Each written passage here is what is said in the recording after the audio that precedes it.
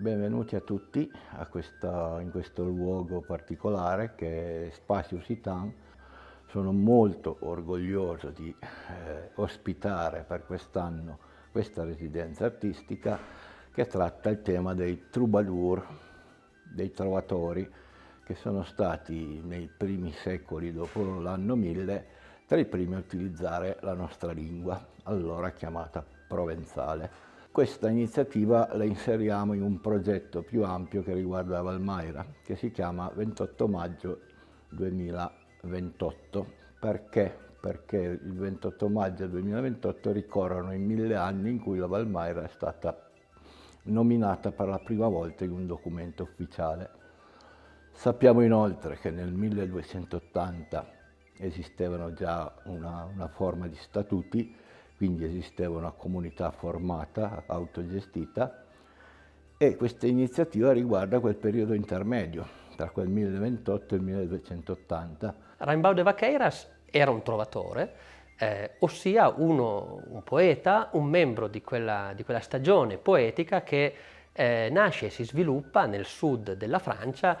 diciamo nel XII e poi in parte anche nel XIII secolo, e da lì fa sentire i suoi effetti anche altrove, nel nord della Francia, in Germania, nella penisola italiana. Si può dire che i trovatori fondano la lirica moderna, la moderna lirica europea. Rimbaud appunto è un trovatore che è attivo tra la fine del 1100 e l'inizio del 1200. Nasce a Vaqueiras, che è un villaggio vicino a Vaucluse, in Provenza, e quasi subito, cioè da molto giovane, valica le Alpi e si stabilisce per diversi periodi, cioè fa un po' di avanti e indietro, ma alla fine finisce per stabilirsi nella corte di Bonifacio di Monferrato, di cui diventa un compagno, nel senso di una persona che condivideva aspetti della vita, era un poeta, ma era anche un soldato all'occorrenza. Segue Bonifacio nelle sue campagne militari, prima contro per esempio il comune di Asti e comunque i poteri limitrofi, ma poi lo segue in Sicilia, perché Bonifacio lì aveva seguito l'imperatore, e poi addirittura segue Bonifacio in crociata, nella quarta crociata, che doveva arrivare in Terra Santa, ma poi finisce a Costantinopoli e ecco, prende un'altra piega. E così come Bonifacio muore appunto all'est, muore in Tessalonica, quelle zone lì, è possibile che anche Rimbaud, di cui non sappiamo più niente dopo il 1205-1207, sia morto da quelle parti seguendo Bonifacio. La musica dei trovatori è stata soprattutto indagata, studiata da musicologi e molto poco dai letterati. E quindi questo fa sì che nella tradizione di studi ci sia uno sbilanciamento, cioè chi si occupa di poesia vede nella poesia dei trovatori una poesia fatta per essere letta sostanzialmente.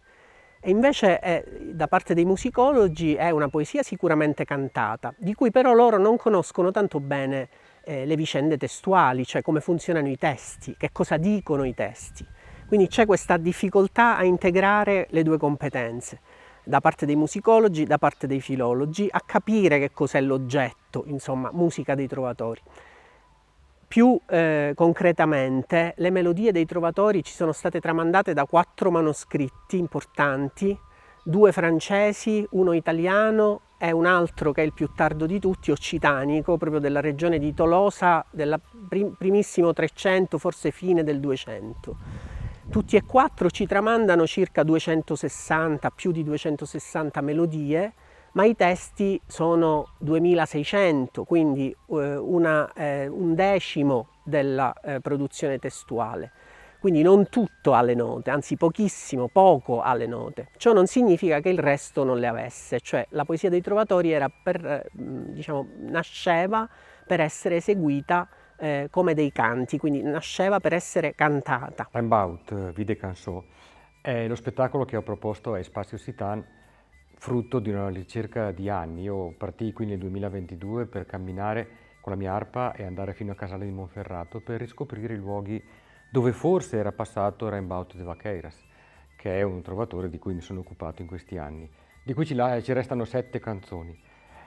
Dopo averle eseguite in questo tragitto 3 anni fa, ho deciso di farne un concerto, o meglio uno spettacolo, perché volevo raccontare la vita di questo trovatore e ho deciso di raccontarla nella sua lingua, nel provenzale. E proprio per questo Spazio Occitana ha deciso di ospitare questo spettacolo, di ospitare la produzione dello spettacolo, perché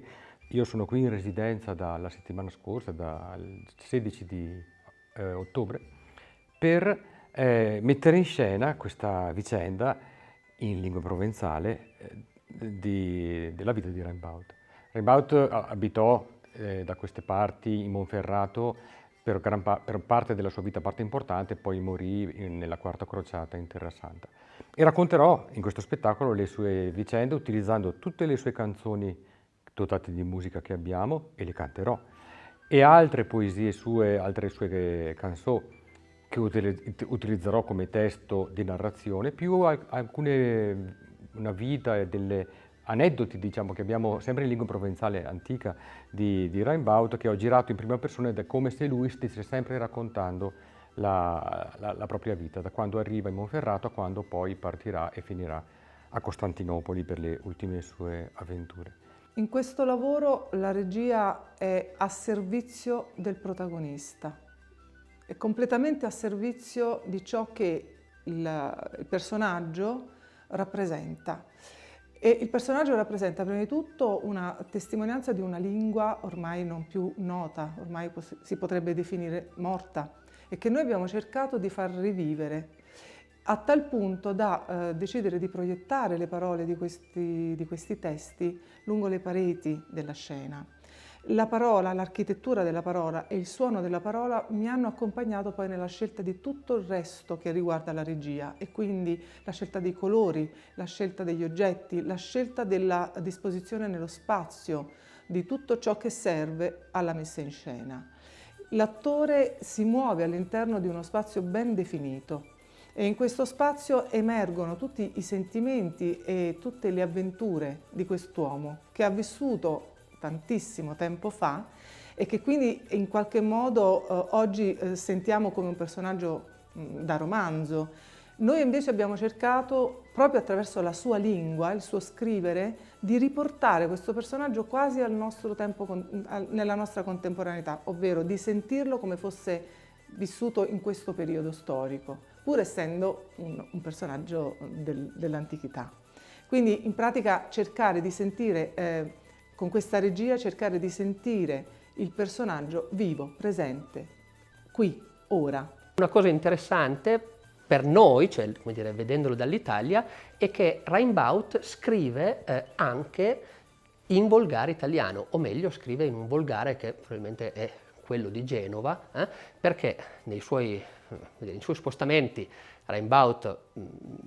passò anche tra Genova, l'Appennino, la corte di Malaspina, eccetera, e nei suoi testi ce ne sono 2 in cui inserisce delle parti appunto in italiano, a una data molto alta in cui la letteratura italiana non c'era ancora, o comunque muoveva proprio i primissimi passi. Ecco, un poeta venuto dalla Provenza e che in Italia, se vogliamo dire così, ha trovato fortuna,